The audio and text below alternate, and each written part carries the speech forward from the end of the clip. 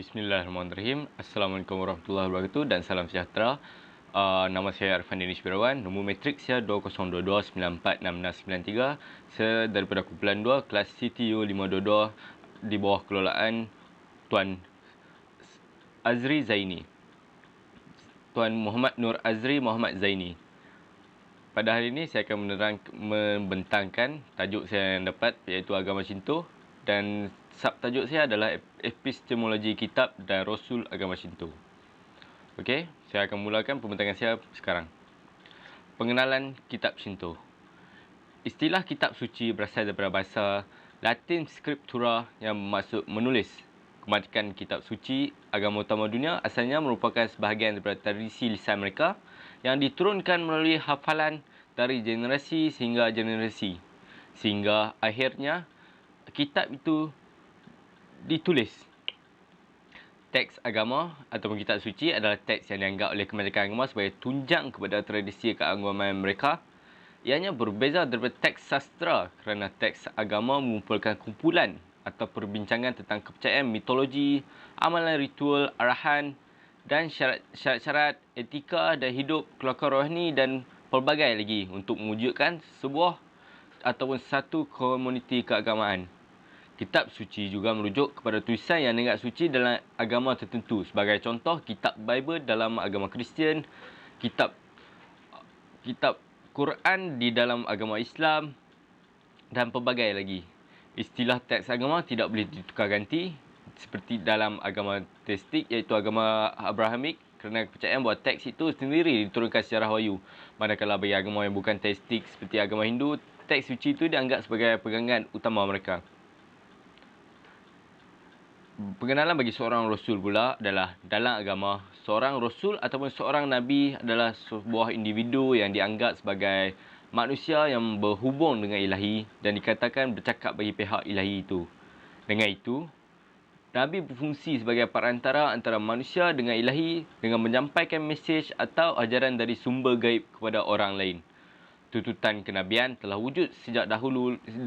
Tuntutan kenabian telah wujud dalam banyak budaya dan agama sepanjang sejarah. Termasuklah agama seperti agama Yahudi, Kristian, Islam, Yunani kuno dan pelbagai lagi. Okey, itu adalah pengenalan bagi kitab suci dan Rasul. Sekarang saya akan bergerak kepada isi pertama saya, iaitu epistemologi kitab suci agama Shinto. Untuk pengenalan kitab suci agama Shinto tidak mempunyai kitab utama ataupun doktrin tunggal untuk menerangkan ajaran pegangannya, seperti kitab Al-Quran, seperti kitab Bible bagi agama Kristian ataupun Al-Quran bagi agama Islam. Namun, agama Shinto mempunyai badan sastra yang telah diterima secara meluas sebagai standard kitab rujukan yang sah kepada penganutnya. Badan kesusastraan yang dipanggil Kitab Shinto ini kebanyakan yang ditulis pada zaman Heian dan ianya mengandungi catatan tentang individu yang mempunyai rekod berkaitan ilahi pada zaman-zaman mitologi dengan pengaruh mitologi dulu dengan pengaruh sedikit Buddhism dan Confucianism. Untuk kajian kali ini, dua kitab terbesar akan dibincangkan, iaitu kitab Konjiki dan Nihon Shoki. Bagi pembahasan pertama, iaitu kitab Kojiki. Kitab Kojiki bermaksud rekod perkara purba ataupun selain daripada rekod perkara purba, ia juga dikenali sebagai ekam perkara purba dan nama lain baginya adalah Fukuro Fumi ataupun Fukurofo Bumi. Kitab ini menggunakan gabungan bahasa Cina klasik dan fonetik bahasa Jepun. Ia menceritakan tentang asal usul Jepun, Tuhan, kami dan juga garis alur Empire Jepun.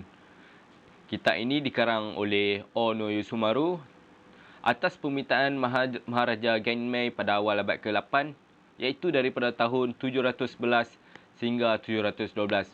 Dengan itu, menjadikan ia kitab karya sastra tertua di Jepun.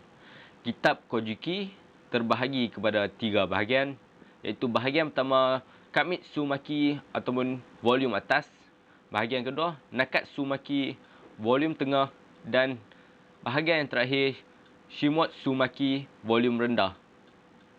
Bahagian yang pertama dalam kitab ini iaitu Kamitsumaki banyak menumpukan pada kelahiran pelbagai dewa dan dikatakan sebagai bahagian yang menceritakan tentang zaman Dewa.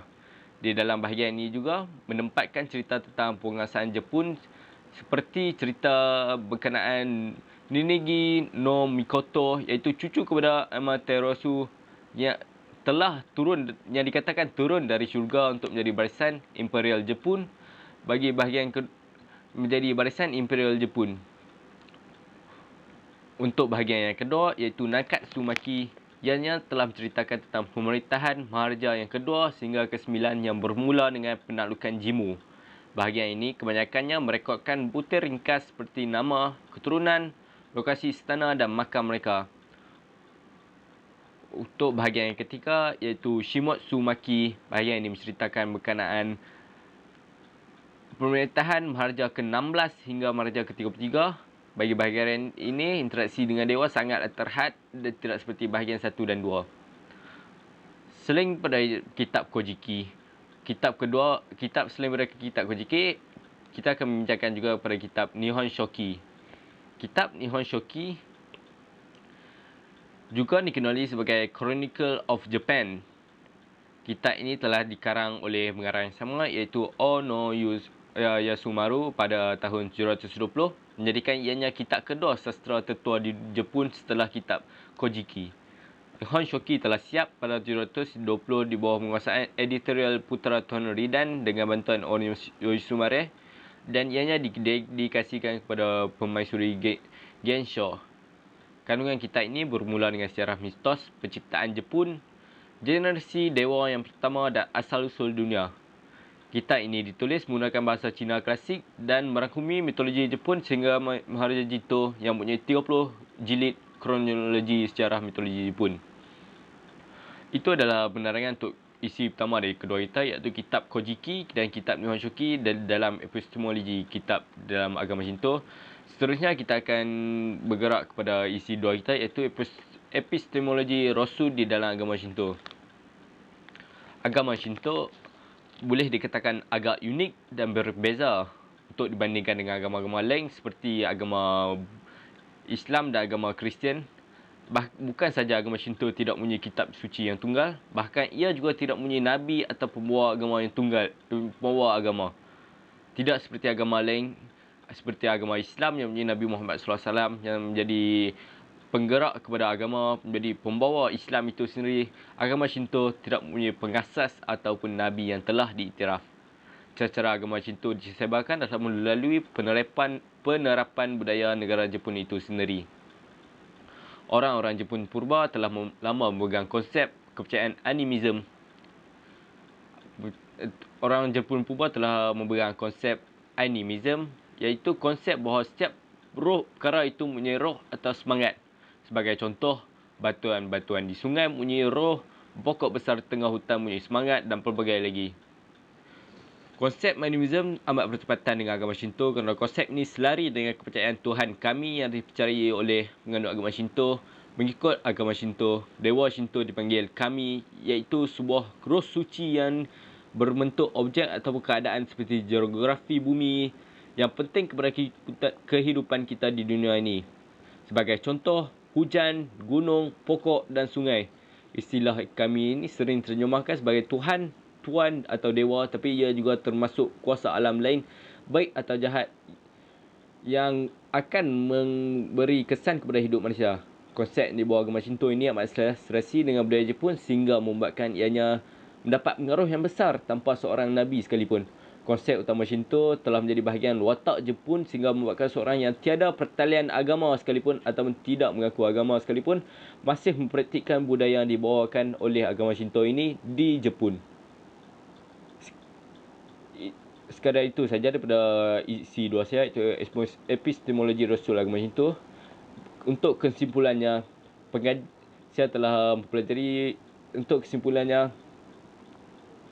kita telah mempelajari bahawa agama Shinto mempunyai dua kitab, iaitu kitab Kojiki dan juga kitab Nihon Shoki. Selain daripada itu, Rasul dalam agama Shinto, kesimpulan untuk Rasul dalam agama Shinto tidak mempunyai sebarang Rasul, sebaliknya ia disebarkan melalui penerapan budaya. sekadar kesimpulan dan cadangan daripada saya, kita sebagai seorang manusia haruslah menghormati kepercayaan budaya lain selain budaya kita, dan dalam melakukan apa-apa sekalipun, kita haruslah memikirkan kebaikan keburukan suatu perkara tersebut agar kita tidak memberikan persepsi yang buruk terhadap agama dan budaya kita.